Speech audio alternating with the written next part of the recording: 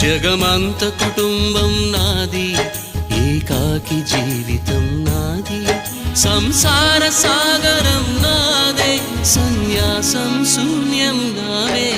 జగమంత కుటుంబం నాది, ఏకాకి జీవితం నాది.